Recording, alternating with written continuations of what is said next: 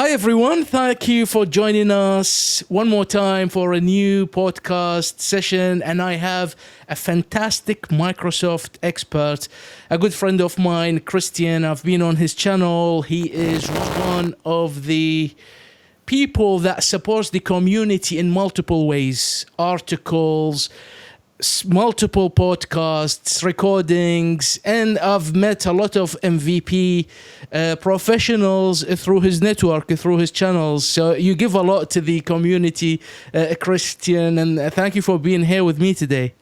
Oh, it's great to be here. No, look, honestly, I do a lot of that stuff selfishly. It's I have a weekly MVP interview. So for Microsoft MVPs, I started it, 13 years ago, January of 2012. But part of it was started so that I could break out of my echo chamber. I was initially a SharePoint MVP.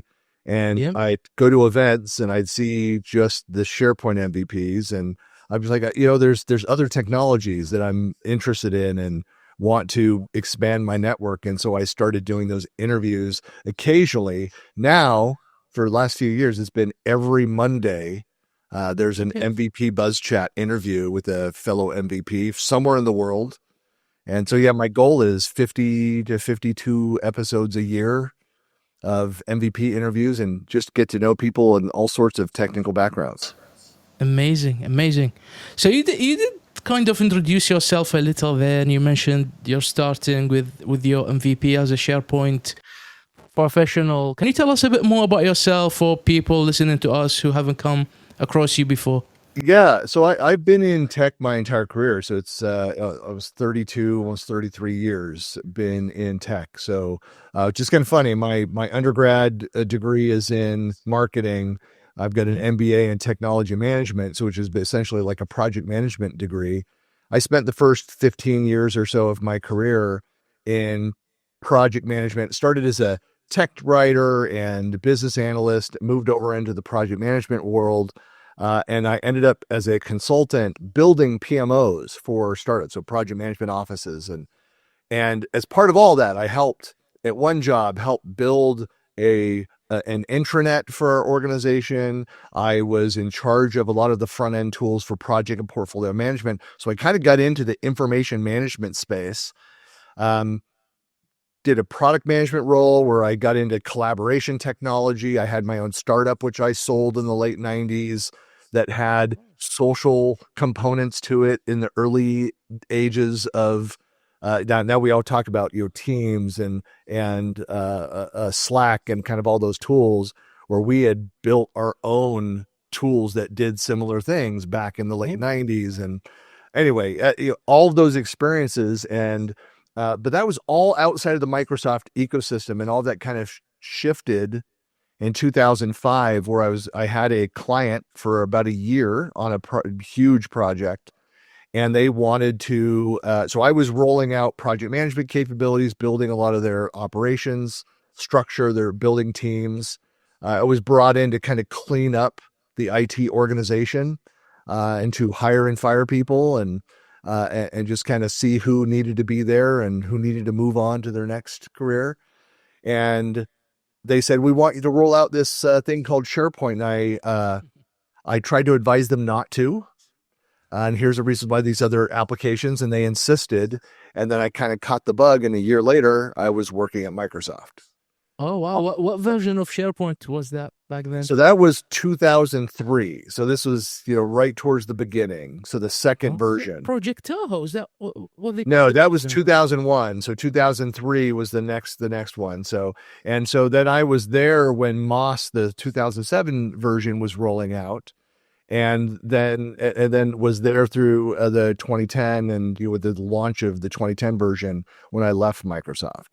So yeah, it's I caught just so folks know, like, what I was recommending prior to that was extremely expensive. So it wasn't like SharePoint was supposed to be an economical way to do all the information management document collaboration. And the stuff that I was trying to push, that I was involved with, was beautiful product. Like SharePoint, it took another 7-8 years for SharePoint to be as nice as what I was selling back in 2002, 2003, but it was like $1 million entry point of that other software. So, but well, SharePoint is being labeled as the content management for AI, isn't it? Probably we'll get a chance to talk about that a little.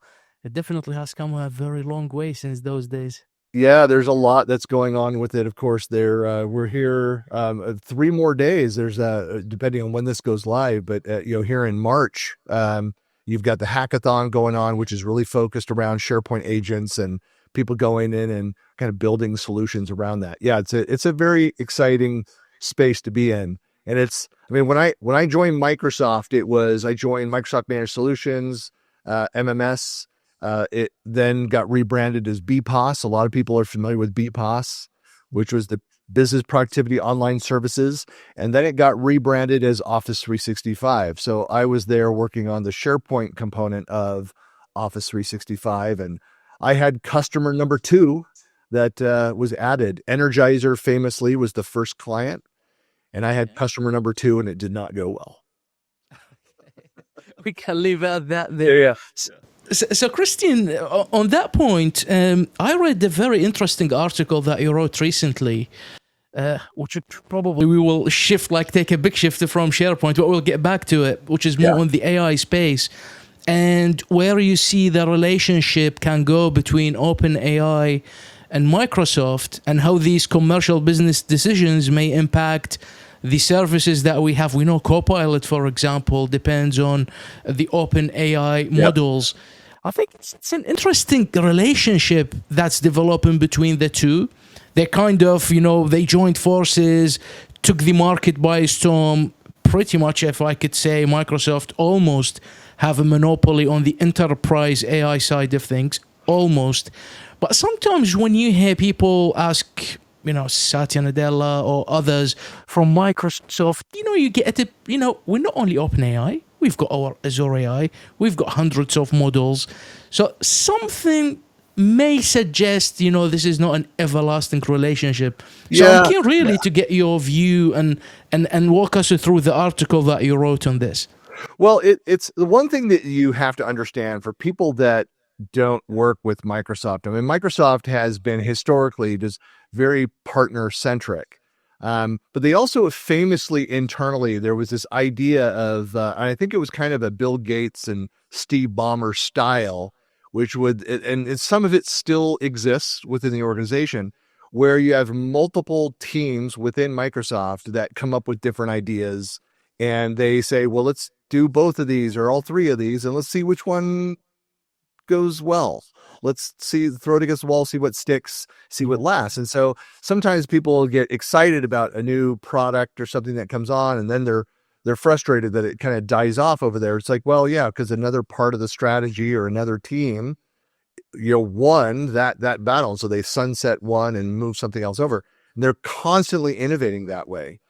And with Microsoft's partner relationships, it's very much the same way. I've worked, with as an employee or as a consultant for mostly ISVs, independent software vendors, since I left Microsoft. So I advise them on marketing, technical marketing, and channel development.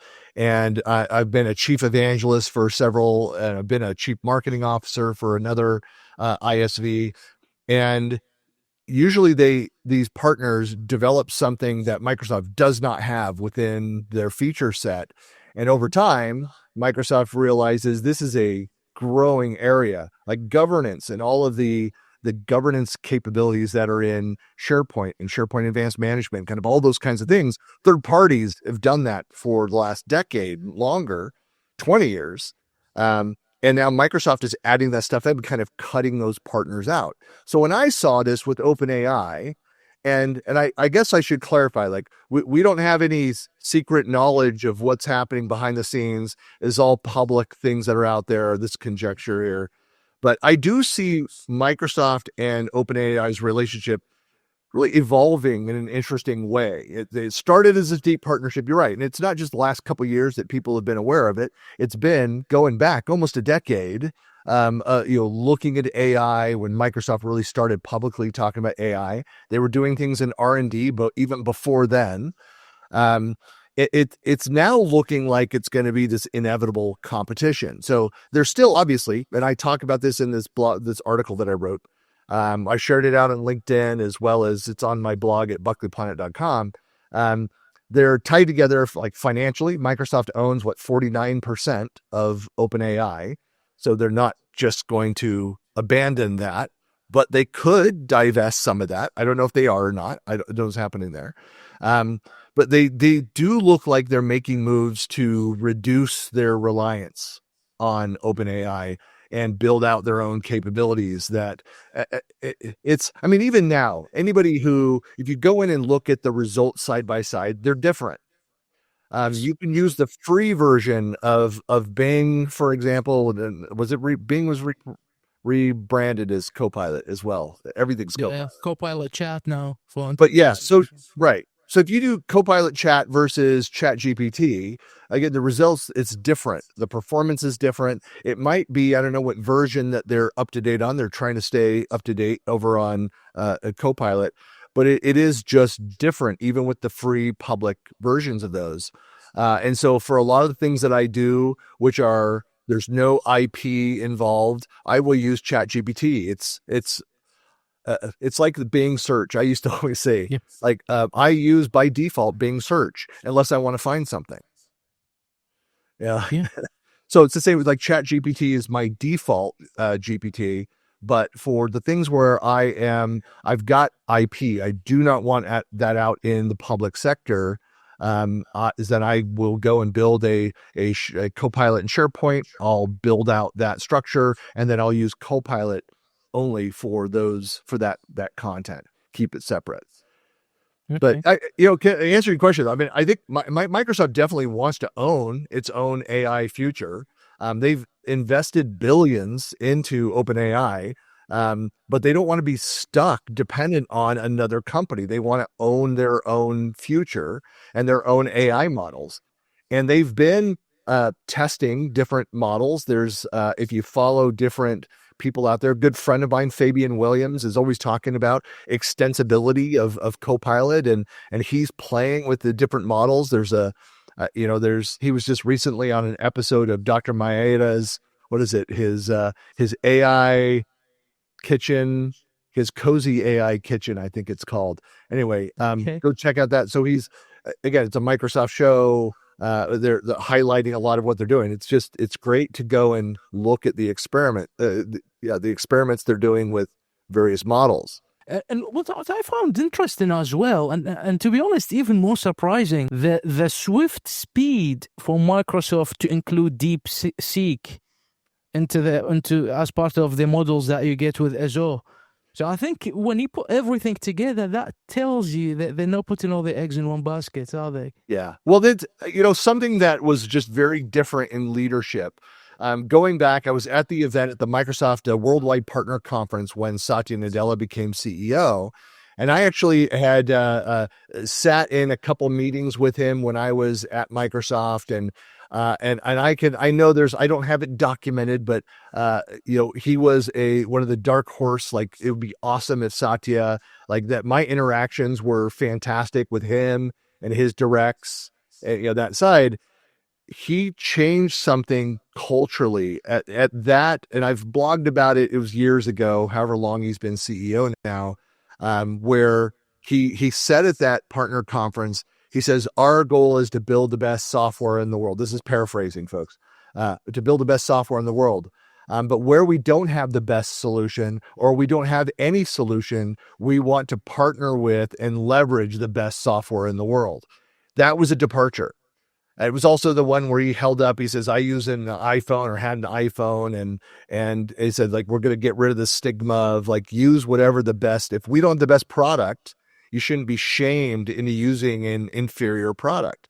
Again, paraphrasing. But so to hear now that they are going out and using new models, new competitive models, it's not confusing at all to me, especially if some of the models they can do it at a faster or less expensive, can perform at those levels and reduce the cost of building out all of the infrastructure that they've been talking about, the hundreds of billions of dollars that's going to be necessary for the power to be able to expand. If they can reduce the cost by leveraging whatever the latest greatest is, they're going to go and do it. They're very good at keeping track of what the competition is doing. Sometimes it doesn't feel like they move that fast, but over the last 6, 7, 8 years, Microsoft has increased their ability to expand the speed to market for a lot of different areas. And AI, there's a reason why they're the leader right now, especially in the enterprise around AI. Absolutely. And Christian, earlier on, as we started this conversation, you mentioned where you started, and you talked about helping organizations as a consultant to be more efficient and have the right talent. And you've been involved with SharePoint before it is the SharePoint we know today. And for the past couple of years, I would say, we started to see direct impact of AI for the everyday worker. AI existed for many years before that. We know this, but now AI is more infused in our daily applications, into the productivity, collaboration. How do you see that impacting organizations and the way they do things traditionally? How do you see that digital workplace looking like with AI? Yeah, it's that's a great question, because it's there's talking about OpenAI and Microsoft and the relationships there is one thing, but then to go and actually I try to talk to a lot of end users. What are you actually doing with the technology? And I think this is something that I'll be honest, I've been a little bit disappointed. Last year, I thought with like Microsoft Ignite that we were going to hear more scenarios, more use cases, less marketing, more of real world experiences. AI tools like Copilot, they really do have that potential. It's not just marketing fodder to transform collaboration and productivity. But let's be honest. I mean, everybody's not seeing the benefits yet. We need to see more of those real world scenarios. So Microsoft and the various vendors, everybody is kind of like, I've been around long enough to remember where in the late 90s, where software companies were adding .com so they could fit in with, that move towards the cloud in the early days. And now everybody's attaching AI to the front of that. And it's funny, having invested in a startup, and I'm on the advisory board for one startup where they were blockchain based technology that's doing some really cool things, and that's not all of it. And they had AI. Well, now it hurts them to be out there trying to pitch around the blockchain angle, even though it's just a fact, it's the architecture. But they emphasize the AI components and are building out other capabilities there because they're chasing their next round of millions of dollars of funding, and they have to go and do that. But for end users, there's a lot of hype. There's a lot of conversation about what's possible versus what's proven. It's great. The thing is, I agree with you. The main issue there is the technical debt these organizations have, and they look at AI, Copilot, as a technology to fix a broken system. That could be in the business processes, how they deal with collaboration. And they say, okay, we purchased a license, now Copilot, go and do your magic. Well, it doesn't do that, because there is a lot of prep that needs to be done ahead of time before Copilot can be Copilot. Right. And I think probably this is the area where Microsoft is not spending a lot of time to get organizations with a clear understanding of what actually Copilot and AI can do. No, I don't entirely agree. I agree. I think that they've tried because what you're really talking about, there's the governance and process around the activities, but then there's the preparation for it. my feeling personally, being a governance guy, and that's a lot of what I write about and talk about, and I Yes. various podcasts about the topic. And one of the realizations is that the governance topics, the things that we discuss about, are the same. It's the same advice, the same topics as I was giving back in the mid '90s around information management, knowledge management. It's the same stuff. It's your files. It's the content lifecycle. It's permissions issues around that. It's your metadata, your classification of that data, the organization of that. It's about having your security and compliance policies in place. It's about monitoring how are people actually using the technology? What are they doing with it? With AI accessing, so Copilot accessing the data, the problem is that if I've got permission to use something and it's labeled as private, as secure, or whatever, if I'm suddenly seeing, if I'm getting results and I'm seeing data that I know that I shouldn't be seeing, Yes. then that means there's a breakdown in the information architecture and the handling, the management of that content. What's unique about Copilot is that it's oversharing.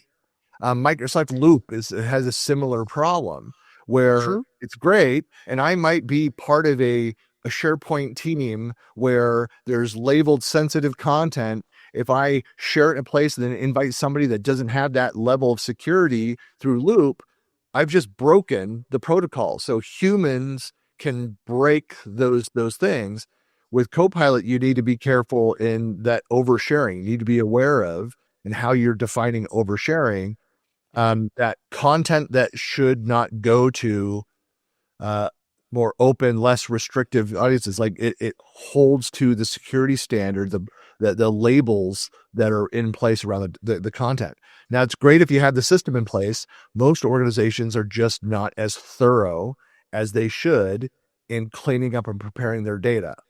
So day one, Microsoft's messaging has been, you need to go before you move to Copilot, like go experiment, go play with the technology, become familiar with it. Before you roll it out, you need to get your house in order, your data cleaned up and organized, because it will. Remember when Delve was released? Yes. And people complained about that. So search-based technology that could go in and tell you intelligent things like what's been recently shared, what have I shared out there, what was recently opened. So we're used to that now. It's matured. It's built in. Delve as a brand went away. It's now incorporated into each of the various, certainly the productivity suite, Office 365 tools. Copilot's going to do that, but on steroids. Yeah. If you have information, data that's not properly tagged, marked, classified, secured, it will be found through Copilot. People that shouldn't see it will see it. Absolutely. And you mentioned just briefly earlier, one of your colleagues focusing on extending Copilot and the whole new era of agents now. Pretty much there is an agent for everything. And I don't know if you recall what Satya Nadella said, agents could dominate the use of SaaS, and they will be the future of interaction with information. Where do you see the agents fitting into all this? Is it ambitious to think that agents will do that much of a change at this stage? I don't think Satya is guilty of too much hyperbole in his statements. They're usually a bit more grounded in reality. And it's like I remembered when I went to work for Microsoft in 2006. They have one of their showrooms where it's like the future, the home of the future and the workplace of the future. They've done that a few different times. I remember going and watching the video, and it seemed almost ridiculous. And so it's like everything was made of glass, and like the person woke up and they had this chunk of this rectangle of glass, and there's just see-through. You can see the hand behind it. And then, then suddenly the interface came up and it walks into the bathroom and he flicks from his device to the mirrors. So he's shaving or brushing his teeth and the stuff is on there. Then he flicks it back to his phone and he walks out, gets in his car, puts his phone like on the holder. It comes up on the car screen, like that level of interaction. But they show a bunch of other things. all of which that have come to pass. And, Mhm. and my joke used to be for that, by the way, was where you are, what you want to go invest now, invest your money in Windex, because apparently everything's going to be glass with fingerprints everywhere. You're constantly be wiping down, so own Windex stock. But but yeah, so Okay, yeah, but that's just but at this point though, so I think it's, agents, are they going to kill software as a service? I think that's pretty bold. I do see the transformative potential of agents for sure. I'm excited to see how it evolves. Like agents being aware of other agents, they know their own limitations, but it's like, hey, I don't know the answer, but I've got a friend, this fellow agent that does know the answer. So I can actually go, and if you got access, or I could even tell you, and think of that from an audit ability. If you have these clearly defined agents that are connected to work with each other, you could know, hey, I can do this request for you, but this component is a consumption model. You have to pay as you use it. And I estimate this cost for that piece, or you could manually do it, or here's a workaround. So they can even be so smart as to recognize, here's what I can do, here's what I can't do, here are your options. How do you want to proceed? And that could very quickly, with these smaller agents, but them being agent aware, intelligent agents, could replace a lot of these larger, sometimes bloated SaaS applications that are doing all of these other things. And it can be much more, instead of having to be satisfied with, hey, it can do 70% of what I need and 30% it doesn't do, it can be much more personalized. yeah. So that shift from apps to actions is uh, uh, is something that, again, some people want to have control. I don't think SaaS will go away, because some people like, look, I don't want to know this. I don't need to know this. It does exactly what I need. They'll still use those SaaS applications. Okay. So, with all this stuff that's going on and the movement seem to be too fast, depending on your perspective, I've read also on your articles you had some thoughts around relying too much on AI, for example, and whether there is a downside into it. And all of this excitement that we have as people in the technology, do you have concerns or maybe a downside of all of this? You know, the agentic AI based run workplace. Do you maybe share some concerns that people have around job security and their career futures with AI being rampant and effective? And if we are honest, it's effective in terms of doing things. Yeah, I think, but I think it has a lot of parallels with the fears around the cloud. And there were some companies that went and laid off people and then realized, oops, the people that, it's moving from on-prem to the cloud. It's like, no, you're not maintaining the servers anymore. But those people that understood the servers also understood the services and the rest of that. And it just, their roles needed to evolve, not go away. I look at it the same way. That's one of the reasons why I think Copilot is a brilliant branding, because it's not the pilot, it's a co-pilot. It requires you, the human component, to do that. It can do it faster, more efficiently, more effectively, more completely, kind of all those different things. It'll make you better at those things, or it has that potential, but it doesn't replace the human.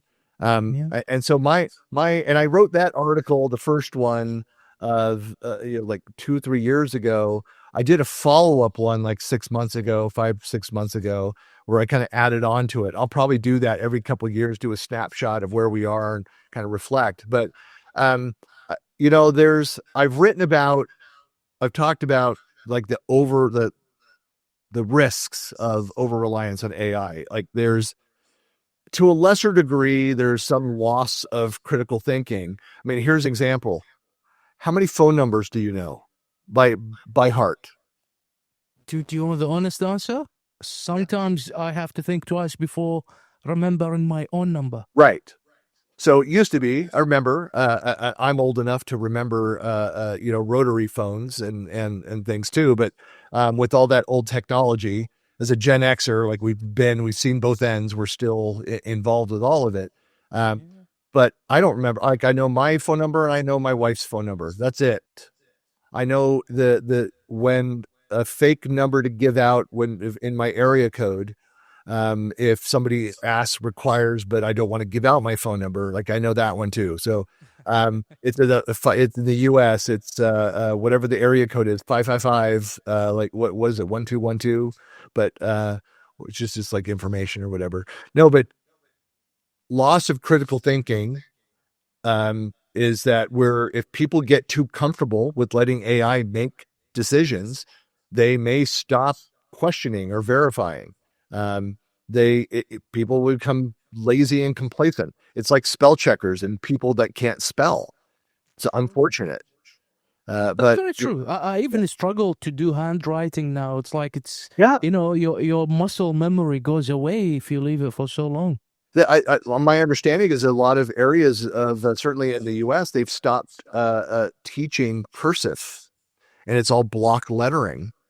And so kids Oh, don't know how to do that. Like I was aware of it. Thankfully, my kids are all older. 3 of the 4 are married, so they they all learn to write in cursive. But yeah, I mean, the other side of it though is around the validation. When I would go and do sessions where I talked about kind of best practices around prompt engineering specifically, we all we know about AI hallucinations. We know about that you've got to go and validate. One of my favorite prompts is to build into, this is another pattern you can have if you've got a catalog of things and cut and paste or just remember to enter in, is to validate, ask like ChatGPT or Copilot to validate the sources of all of their answers. So provide the response, but also then beneath that, validate, show me so that I can actually go and check. And so it will come back and say, I pulled from these sources, and we get mhm. like the citations in Copilot. But then it's beyond that. It's not just here's the citation. It's like, here's the fact that came from that citation. And then you can validate that, yes, I see that it was answered and answered correctly in the result. So it's just another check depending on what type of research that you're doing. So when I'm doing something that's factual research, it's not opinion, I'm trying to go and pull the data, I will use that prompt so I can go and check the sources and then provide the proper citations. Yeah. Um, And to the point that you made there, Christian, around over reliance of AI, and I would like to take your opinion and see which school of thought you're with when it comes to AI in education. So, for example, here in the UK, it's been a conversation in the public and in the media and politics. Should AI be allowed in education? yeah. Or should AI be banned completely? So we have some schools and colleges, they consider AI generated content or work as being plagiarized, and that was like all over the news. Yep. Where you have people like other educators believe that AI should be infused into the education. Um, that's a problem with these things. Like you have two extremes: either Yep. ban it altogether or let it just run wild and be integrated. What's your view on that? Do you think AI can be used effectively in education, or should be kept out on some other parts of it, like So maths, maybe? I definitely fall on the side of that it should be part of it. It's how are you going to stop that? How are you going to be aware of that? Well, Yeah. there's a lot of innovation that's happened around AI in the education sphere for teachers to be able to go in. I bet they're all I think it was like 30 years ago, where while I was at university, where I realized like I didn't even fathom that this was a thing where we could go and buy white papers, term papers, like pre-written, make modify, like I'm like, who would do that? And so that's the fear now of going and grabbing other content. How are you going to know those things? Well, teachers have the ability then to ingest. So saying that all homework must be turned in digital format, not paper based. And so that it's all pre-scanned, to look for plagiarism. I mean, I do something. I mean, there's smart tools that are out there where well, I guess let me back up a little bit. There was a Microsoft researcher back in the late 90s, early 2000s. And he was featured in like Business 2.0 magazine, which no longer exists, or like Fast Company, one of those kind of new business magazines. And he had cameras attached around him, except for sleeping and using the restroom. Everything else in his day, every interaction, every conversation, every document that he read, everything was digitized and captured. And part of what he was doing was trying to understand what's the limitation of the brain, what else can we do around the collaboration, the collection of this information to be able to access it. Because if you could access 100% of your memories of all of these interactions and content, like how would that change things? And I just thought that was being, earlier in the knowledge management space, information management space. I'm like, this is fascinating of where it goes. You're collecting all that information, you're processing all that information. One of the first things that I did with my brand new Copilot license, as soon as they reduced, if you're in the ecosystem, this, initially there was like a 300 seat threshold, a minimum. So when they removed that, so me as a solo entrepreneur, I put it on my tenant and started using it. One of the first things I did was go and collect all of my content, point to my OneNote for the last 20 years. Every article I've written is in OneNote. And I pointed that as the database. So now when I go and query my personal Copilot versus the internet and everything out there, like, am I plagiarizing when all I'm doing is researching and building, getting answers based on my content that I wrote, that my opinion I collected? So a teacher can go in there and scan and see that, okay, this is plagiarized chunks of this from these other sources, and the what percentage do they feel that it's possible that they plagiarized this thing? So they can score a paper that way. But what if I went and just took my own work, I plagiarized from that, and did it? Obviously, it's not going to find it. The AI is getting clean enough, though, that you can actually take somebody, if you wrote that paper, I could go in and I can actually query and say, create a version of this that will not be tracked and identified as being plagiarized. Yeah. And it can do that.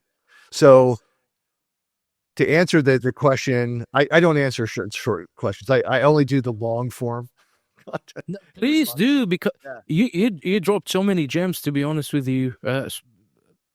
The prompts that you mentioned earlier, please feel free. I think that where this is headed, though, is that like, I've always been somebody that, through schools, like, I do terrible at tests, but I excel at the narrative, I understand the concepts. I remember the theories, where most students, they remember the facts, they can regurgitate those things, they can memorize those things. I can't. The way that my brain works is different. I'm good at process, at organization of things, of theory. I would write with an understanding. So I would get flying colors on the essay and struggle with, did it happen in 1984 or 1884 or whatever? I don't know, who cares? Here's what they discussed. Exactly. And I think that's what's going to happen with education. This rote memorization model of, hey, I can go cram for this, go in and take a test. Nothing soaks in. I don't recall it, a month later, much less a year or 10 years later. Is that really what education is about? Or should we put the education in motion? Should it be something that is organic, what we're doing in person? Research what you want, bring your ideas, but then defend it. Yes. And you can't fake that. True. And I think probably educators need to be educated on the capabilities of AI and what it is, so they can contribute and see how it can be tailored to help them. Because always, people who don't understand something, they'll always be opposed to it. But if you can then make them your ally and explain to them and show them, so they can grasp the idea, probably they will find uses and start to get involved and bring it over to their sector. Right. Yeah, it's hard with technology. Like, the two classes that I struggled the most with in my MBA were managerial finance and accounting, where we're learning double entry. I said, I will never use this ever again. And of course, the professor is just like, oh, you probably will. And like, I have never used it since then. See, I graduated that in '99. Like, I've never used it. So it's we can't be in fear of the tools. Like, I learned to use an HP 12C, do a bunch of these things, and I was showing even the professor back then, like, hey, I can do all of this in Excel. Here's how. And I used to be very proficient in Excel around that. So you can't be afraid of the technology. You need to be aware of like the security. Again, if it's a work thing, then it's, intellectual property around that. You have to be careful with IP, with security. What are you putting out in a public format versus Copilot controlled is behind the firewall? We're not losing anything there. Yeah. But yeah, I think it just needs to be a conversation. You need to figure out it's happening. It's going to happen, and it is happening. They're using the tools, and we need to adapt to it, not restrict. And on that point on security that you mentioned there, Christian, and I know you are passionate about project management, and you are really active with that, and you have your show dedicated to that, and also governance. So from your perspective, if you wear your governance hat and also the project management, success, risks, mitigation hat, how does a successful AI or Copilot adoption project will look like to you? So now I'm kind of stealing some of your ideas and looking for gems, viewers. So one, I mean, I believe in, I'm the philosophy of move forward. Like, you can't measure something if it's not moving.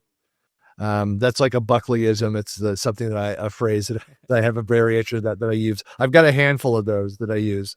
But that it can be done if you can do two things. You can walk and chew gum at the same time, is a famous phrase. Like, you can both pilot the new technology, be familiar with the technology, and you need to start figuring out how would this actually fit into the culture, into our tools. So you have to be piloting.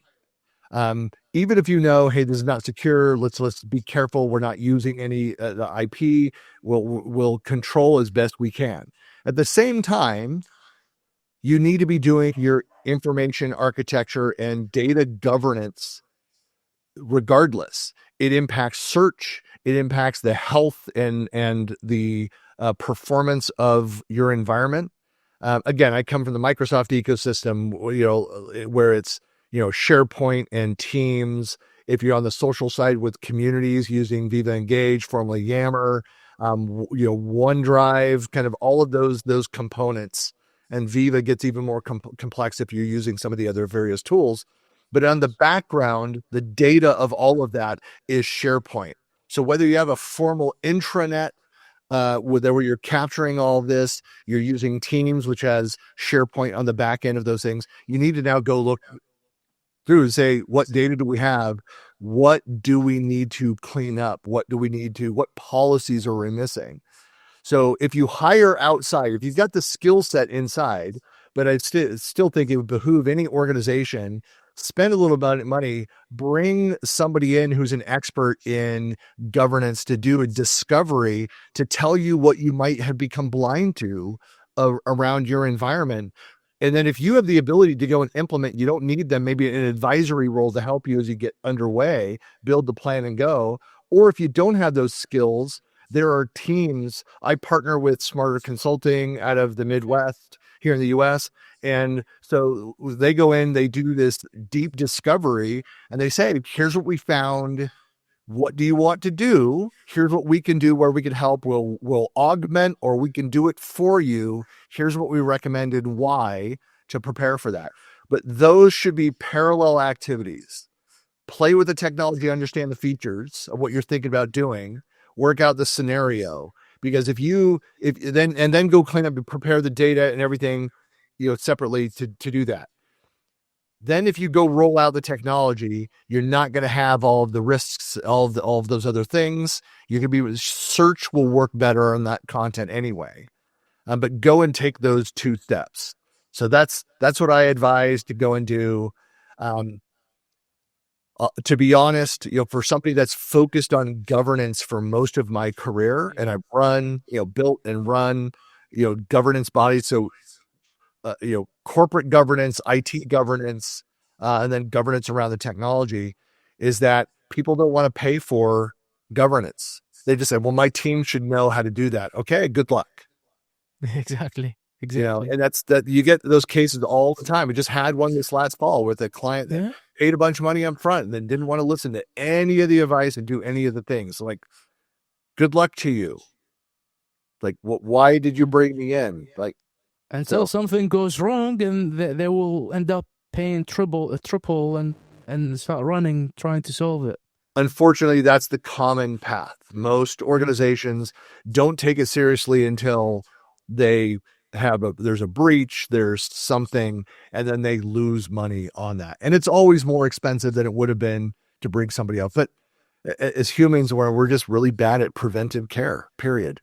True.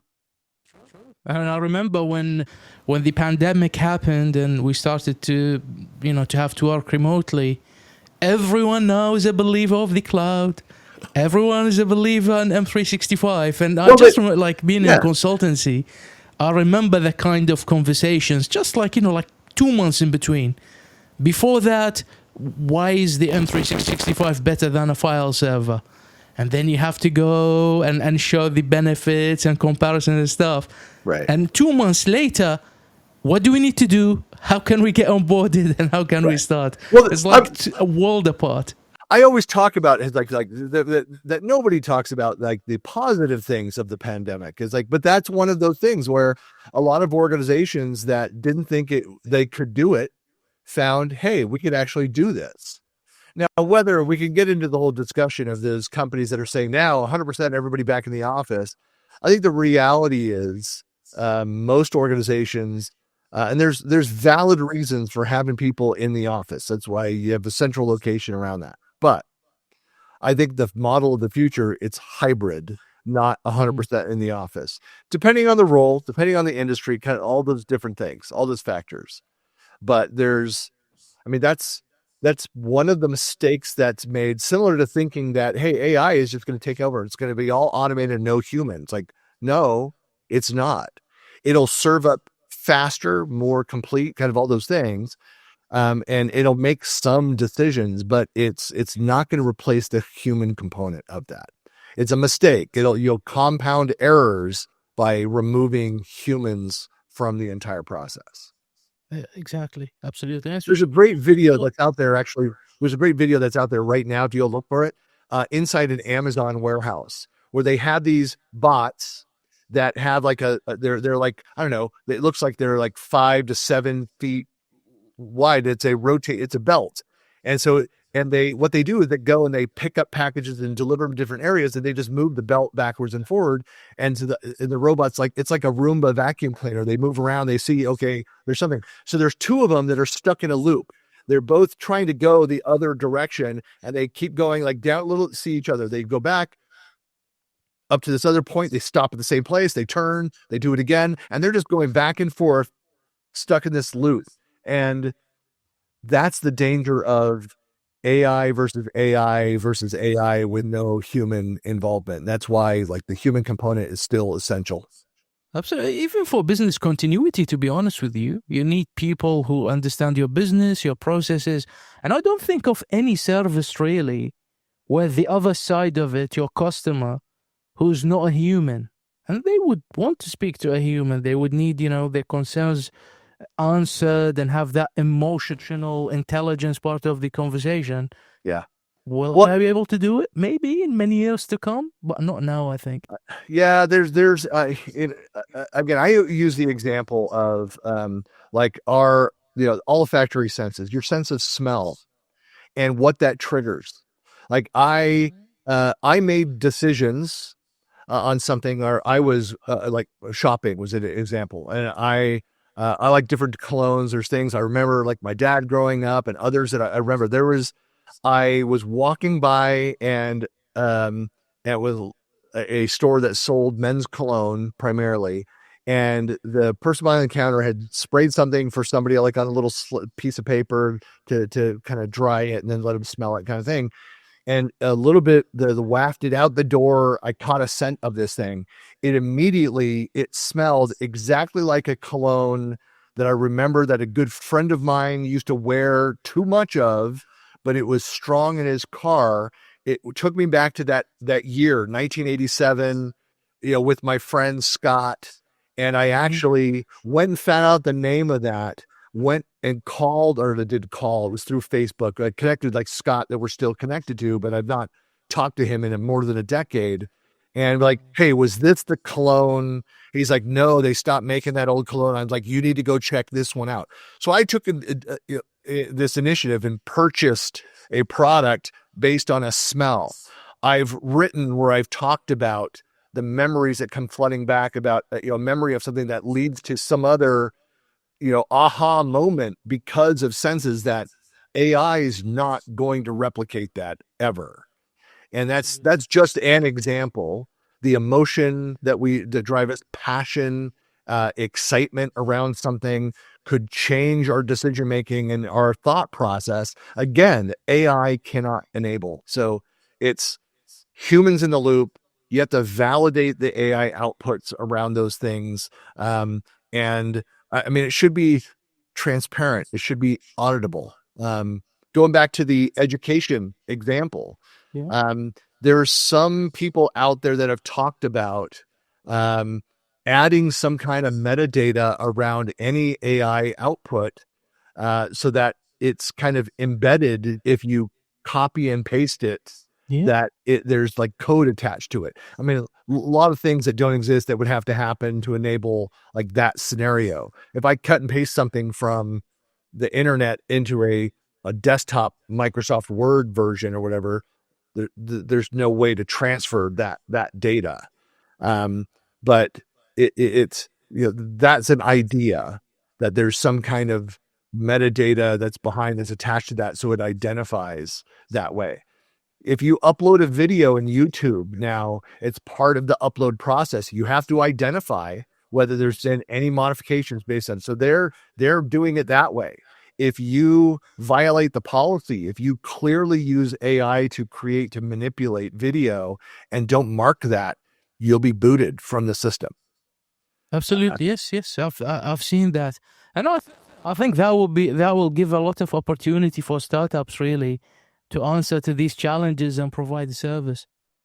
What's also I was happy to see at the forefront of the release of, certainly with Microsoft, of these products, that the ethical use, discussions around bias of data, and of course there were some very public, kind of funny bias failures of early AI versions. Like, was it Google that released one where within 24 hours it became a bigotry spewing hate bot? like because people twisted it and added stuff and asked questions, and it got it, so it morphed it changed it. So again, I never remember. So to talk about the ethical usage of that, the measurement, the monitoring of it to make sure that it remains unbiased, because you have, I mean, certainly over in this country where you have bias in one direction to the left side from the people that work for a lot of these big tech companies that are going and accidentally programming things in there. Like if you were to go and search for a little while in an AI tool, I don't remember which one, if it might have been OpenAI. I don't think it was OpenAI is one of them, where if you type the word fascist, it flashed the name Trump. It went back to fascist, but it flashed it. So it was subliminally, like somebody intentionally went in and did that. And so you think about it in your company, you have to be very careful. You open yourself up to lawsuits if the system can be manipulated in that way to show that kind of bias. It should be neutral. It should be as unbiased as possible, where you identify problems there should be a way to go in to flag it, to identify, to go and fix that thing. And maybe the only mechanism is community notes and community awareness, flag something, report something, and then go in and fix it from that, because you can't automate the rest of that, because you may not be aware that you're making it more biased than it. You got to be more careful. True, yeah, absolutely. I think the model companies and AI providers need to take this so seriously, because if you tilt the scale and start putting your own human biases into it, you will lose trust, you will lose customers, and the moment people will not trust the quality of the output that you give because of whatever bias it is, then it will not be a viable product. And I completely remember that. And Google, even like with the image generation part of things, it started to do unrealistic things. Right. I think it should be inclusive of everything, in the world, and represent it as is without, tipping the scale one way or the other. Right. Look, when nobody's making a judgment call that there shouldn't be, when you get into like the whole DEI, conversation, that it should be equal opportunity that's out there. There should be diversity of idea, of thought that's out there. It should be inclusivity is so critical. But like, look, not to get political, it's like, but the idea of the equity out there, like I think that's wrong. I would even call it evil, a lot of the effort around there. You can't take away from people to give to others, and certainly not in these systems. It needs to be unbiased. Like, it shouldn't know, and it doesn't care. Like, I hate the whole asking the question when I'm applying for a loan, like my race, ethnicity. Who cares? What's actually relevant to this? Is that actually in the applications in the US that you have to fill it in? Yes. And a lot of them. Okay. Well, they'll put it as optional, and then they'll follow up if it's but some of them will require answering all of the profile details around that. And it's, just different things, which, right. It raises an eyebrow every time I see the questions, like, why? Yeah. You've got my income statements. You've got my work history. Here's my application. Yeah. What does that have to do with anything other than showing and the reason why a lot of them are doing is because they're required, because there were state or federal requirements for that, which are now gone. They're now illegal in the US to ask to do that, to use those components. So if you're still seeing that question, it's kind of a hint to anybody out there. If you're still seeing those questions, and if they say, you must fill these out, they're actually breaking federal law here in the US. All right, so you dropped yet another gem for us, for new home buyers. People are looking to get in the politics side of things. So, but it's but you see, that's the thing, Christian. Now it's like everything is becoming so bundled together. Yeah, like with tech, especially with social media. Yeah, decision makings are around hiring decisions. It's becoming so bundled in together. Yeah. And sometimes it's so difficult to kind of, have that clarity. This is politics. Yeah. This lane is about, being creative and innovative. They're coming so bundled in together, I feel. I take it back. I simplify by saying like community management as an area, a practice area. If like government should not be in the business, I'm a huge free speech advocate. And I am shocked and scared about like what I see in some countries like yours, some of the things that are going on there. It's like, but like, I understand the sentiment around wanting to defend, people and protect people from abuse and other things that are out there. It's like, but one of the downsides of freedom is that then people are free to choose the wrong things and say and do stupid things. But do you take away people's freedoms so that they don't do bad things? And we're like, well, then you're a lockdown control system. So when you think about like the ethics of AI, you want it to be unbiased, open, all those things.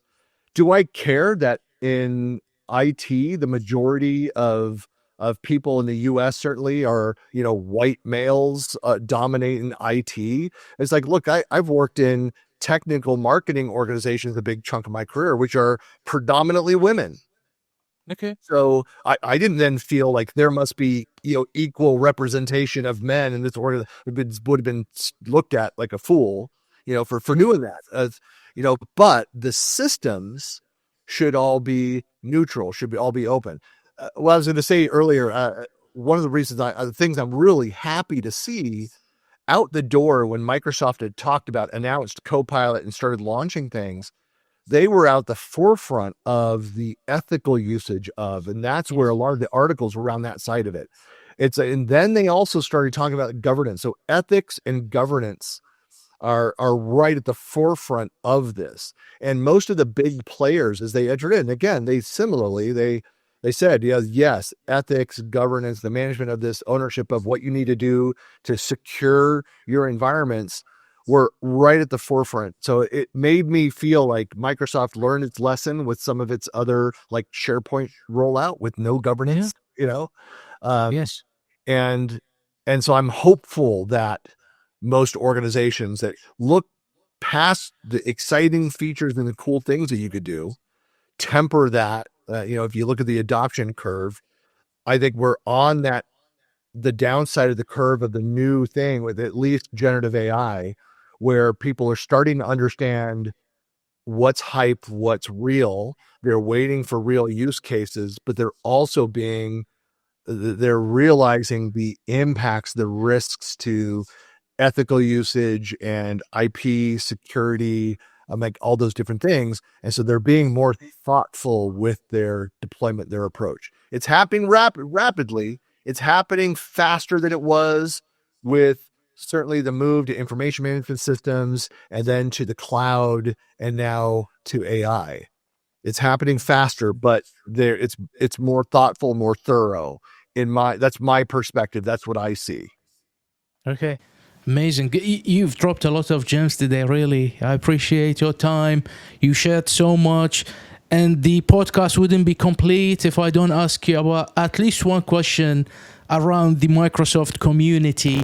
Yes. Because I know a lot of people who maybe are early in their career, they're looking to get involved, be up to date with what's going on, and even get mentorship and be influenced by people who were before them in the field. What kind of advice do you give for people who are starting out, how to get involved with the community? Is there forums, sites, events, and stuff you recommend for people? There's a number of things depending on where you are in your career. You could be 30 years in your career and like, look, I still want to expand. I want to move up. I want to do something different. Or you could be like, hey, I'm getting ready to go to university. I just started the university. I don't yet have my path defined what I want to go and do. There's things that you can do. Some of my recommendations, and I blogged about this in the past. I don't think I mentioned this, but like my blog, buckleyplanet.com, just turned 21 years old in February. And I'm also 3 years, 6 months, and 14 days into daily blog posts. I have there's just for fun. So I've got a good friend, fellow MVP, Tracy Vanderskip down in South Africa. And she did 2 years of daily blog posts. That was like her record. And then she got back, was too busy, couldn't do it. And so I set out to beat her by my goal was 2 years and 1 week. And then I go back to normal. And I was getting close to the 2-year mark. And she said to me, she's like, I'm thinking about doing it again and trying to beat my own. Like, okay, well then I can't stop. I have to get it so far out. So my goal is now 5 years of daily posts to the blog. And there's some that are, serious. They're thought pieces. There's others that are more fun. Every Saturday, I'm a huge music collector. I'm a vinyl guy. I'm an 80s new wave, mostly from the UK. So 4AD, Beggar's Banquet. I'm an indie guy. And so in the 80s, my hair was bleached sometimes. I was a trench coat wearer, kind of a mod new wave kid. Like my favorite artists, Duran Duran, #1 since I was 11 years old. So their first album, but Peter Murphy, Bauhaus, Love and Rockets, those 3 projects. I'm in Tones on Tail, 4 projects.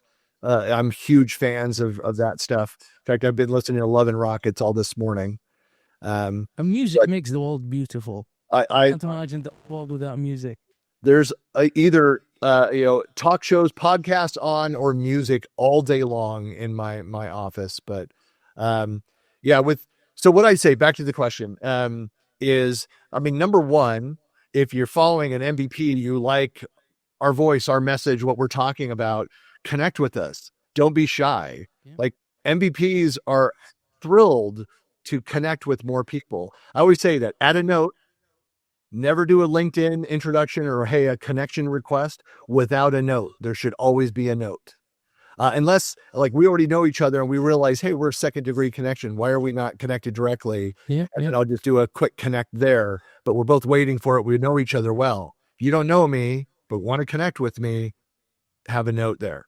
The second thing, my recommendation is to, if it's, I'm a technology guy, is go find the local technology user groups. Find them local in the region and get involved. So attend them, ask how you volunteer to help. That is one of the best ways that you can move up quickly and network and connect and stuff is to help out, to be associated with it. I've been part of this user group here in Utah for 8 years. For 10 and a half years, I was on the board of the Puget Sound user group that now I think they meet on Microsoft campus. Puget Sound is the Seattle area, so right close to Microsoft headquarters. Okay. So and then I did user groups before that. So the user groups are fantastic to talk to people, meet, look at different roles, find out what's going on there.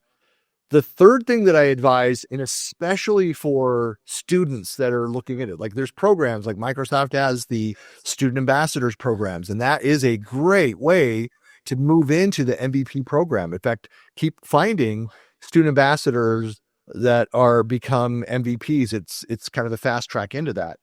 Okay. What I tell university students is start writing about and you don't have to be like my writing schedule is crazy. That's like my super skill is I love writing. I think that way I capture it. That's not for everybody.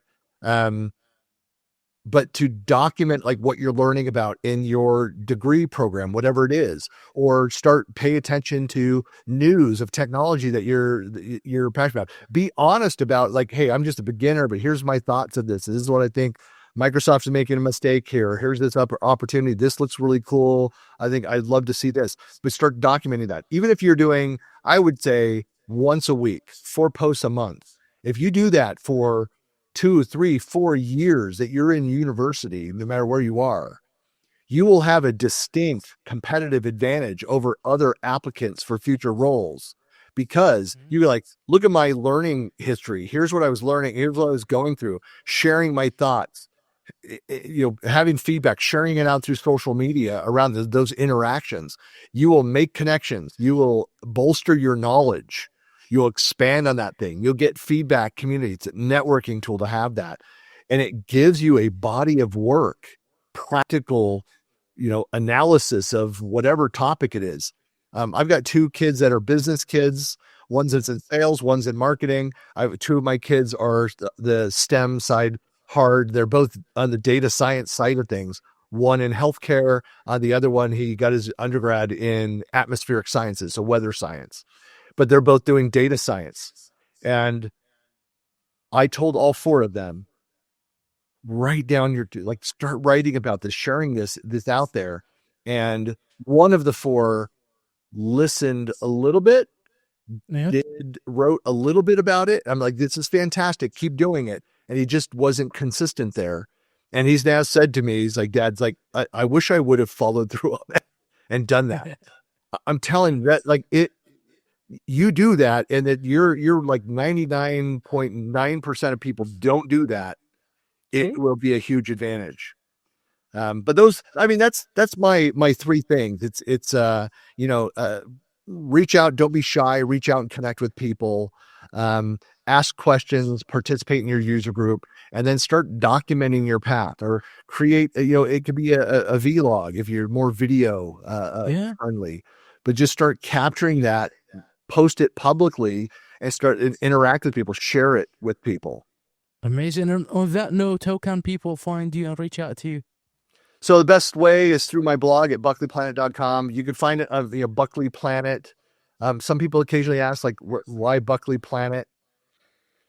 It's one of those where my brother-in-law is an artist. He had a site where he was sharing his portfolio. He called it Fisher Planet. My wife's maiden name, Fisher.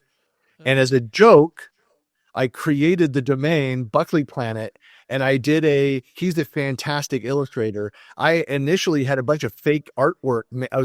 I did it as a joke, and then I just repurposed it, and it just kind of stuck. And yeah, so I think I've had the domain since like 2002, but I started the blog in February 2004. Oh, wow. I'll add the link in the description. Yeah, please go find it out there. Of course, don't be shy. You can find me through social, and then out on. I'll just say really quickly, I have a weekly podcast, which is every Thursday, and then I have and that's the Collab Talk podcast. My company, is Collab Talk. If you go to collabtalk.com, it'll actually reroute to my blog to Buckley Planet. And then I have every Monday the project failure file. So if you are in management, project management, product program management, operations management, it's kind of a leadership development, project management best practices.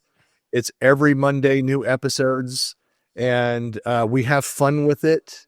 And we're on episode, I think we just recorded episode 45. Yeah. And we are following it on LinkedIn. I see the posts. And I think you're posting something soon with Michael Giannuti as well, aren't you? Giannuti, yeah. That's the one's great about AI and productivity. So if you don't know, he's formerly known as the SharePoint Samurai. That's how I got to know him, is through the SharePoint community. He's a legend. But he is a legend. And he was he was one of the first to do like coffee talks. So he's driving to work in the morning from his car, doing live streams. And be careful out there, folks. Don't drive while live streaming. It's not recommended. But he'd occasionally have guests that would ride with him. But yeah, that project failure files every Monday, and then there's other stuff that's out. You can find me on YouTube. So please subscribe and follow out there. That's what I'm trying to build up the most right now. Amazing. Thank you so much for your time and all the knowledge you shared with us. I'm sure everyone loved it. Thank you all, and check Christian's details in the description. See you all soon. Thanks a lot. Thank you, Christian. Yeah.